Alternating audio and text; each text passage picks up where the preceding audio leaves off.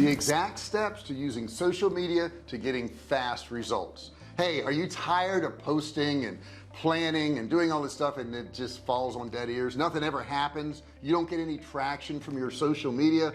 Well, this video is going to be for you, because I'm going to walk you through the exact steps so that at the end of this video you'll be able to go out to any social media platform and start getting results. Don't forget to subscribe. Before we get started, hit that subscribe button down there, turn it from red to gray. Don't forget to ring the bell, turn on all bell notifications so that you're notified each and every time I go live or if I upload a video. Now let's get right into it. Let's start getting results. You'll be able to do this today.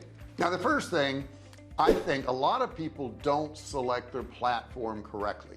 You need to figure out who your target audience is. Where do they hang out? What platform are they actually on? And use that platform.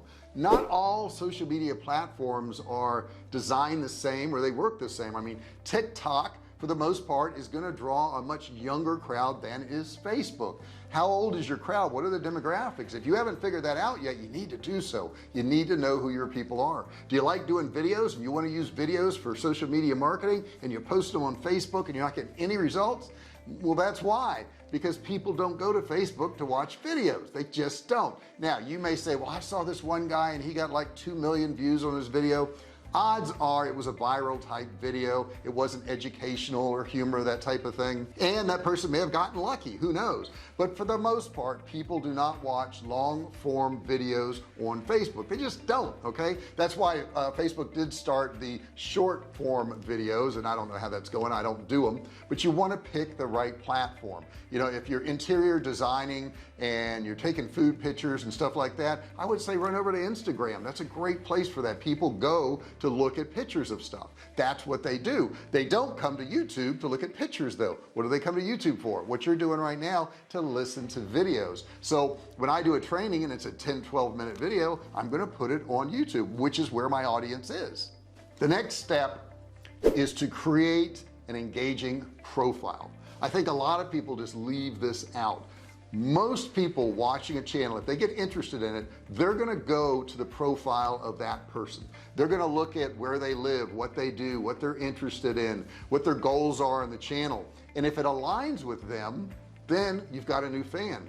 But if you've neglected that, which I see a lot of people doing, they just totally neglect the profile, or the about part of that profile is just missing. It's not there. And the other thing is what type of branding you have. What message are you trying to send with that profile? Additionally, a lot of people like to put their own picture on there. This can be good, this can be bad. I've seen some pictures, and as soon as I look at the picture, I'm like, wow, that person's not professional. It has nothing to do with how attractive they are. It has everything to do with how hard they worked on doing a good picture that represented their brand. So, and I would suggest this for on all social medias. Check out your profile. What does your profile convey to people? What does it look like? Does it look professional? Does it look like you know what you're doing? You know, if you're a weightlifter, you're a bodybuilder, does it show you lifting a ton of weight? Okay, if that's what you're trying to go after and that's the audience you want to get, then that should be there. Maybe you're a weight loss person, you may want to show a before and after of what you've done. There's all kinds of ways to get people to bond with you, but representing your brand is the #1 way. The next thing you're going to want to do is start creating your content. Now, whatever message you sent with your profile, your content should match it. Okay, now my profile is going to tell you that I help people start, run, and grow online businesses. Every video I do, every single video I do, I focus on that fact. Okay, I focus on something that's going to help somebody start their business, run their business, and grow their business. If I do that with all my videos, I'm congruent. Okay, you need to be congruent. The next thing I'll tell you is it's got to have value. If you create a piece of content, how is it going to affect that person? Is it going to improve their life? Is it going to give them more knowledge? Is it going to be humorous? What benefit are they going to get from consuming your content? Are they going to be smarter? Are they going to be able to run faster? I mean, what is it you're trying to do? Hopefully when somebody watches my videos, they learn how to start, run, and grow their business. It should fall into one of those categories. If you're doing that, that's great. The next thing I'll tell you is it shareable? Is it something that once you've done this piece of content and somebody's consumed it, do they feel like they'd like to share it with somebody else? I would hope you'll share this video, right? I would hope that you would share it with somebody else who is trying to use social media and get some traction.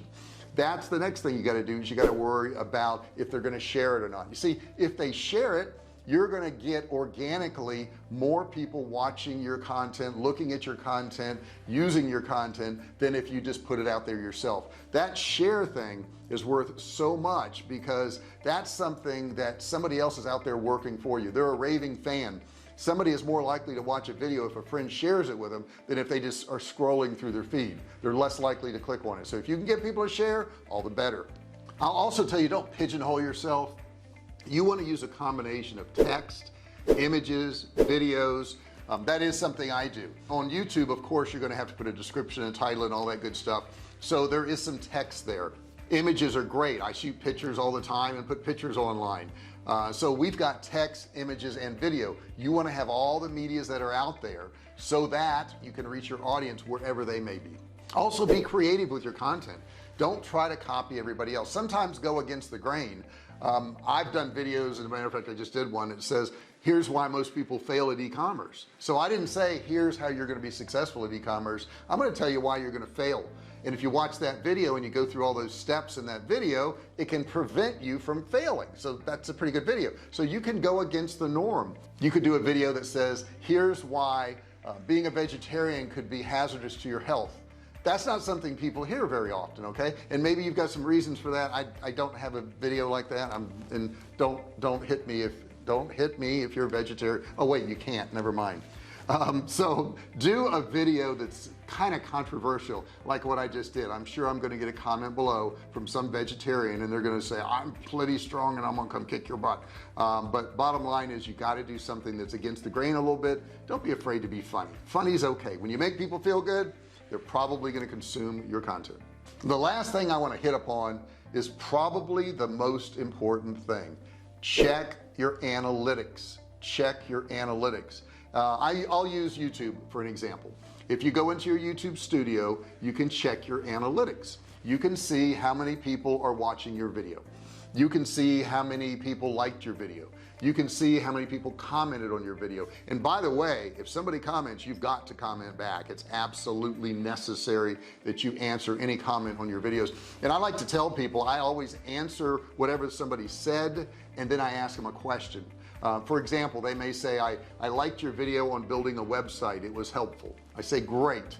Thank you for watching my video on how to build a website. What part did you like the most, and what part did you not understand? So I may give them a couple questions there. And the reason I do that is video distribution on YouTube is based on engagement. And if I ask them a question and then they answer back again, I've got more engagement. So you've got to do that also. Look at your analytics for, let's say, back to YouTube. Let's say you've done 100 videos. Take those videos and sort them by number of views. When you sort them by number of views, you're obviously going to have some that got more views than others. What did you do in those videos? What was different in those videos than all the other videos? What subject matter did you cover? Could you update that video? Could you do another video on that subject with new updated version of it? I think you could. And that's what I would suggest you do. Actually go back and look at your good content, the content that got more views, that got more likes, that got more shares, and do similar content. Also, don't be afraid to experiment. Try different things, do different stuff. Don't keep going down the same road. We'll use the YouTube example. Maybe all your videos are 5 minutes. Try doing a 10-minute one. Try doing a half-hour one. Try doing a live video on YouTube. Try doing interviews on YouTube.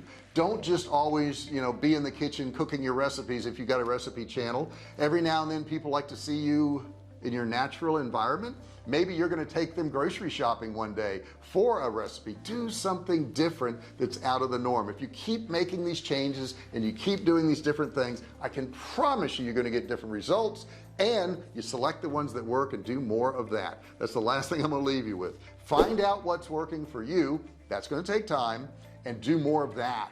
Do more of what works. Kind of makes sense, right? These things that make sense, we just stop doing them.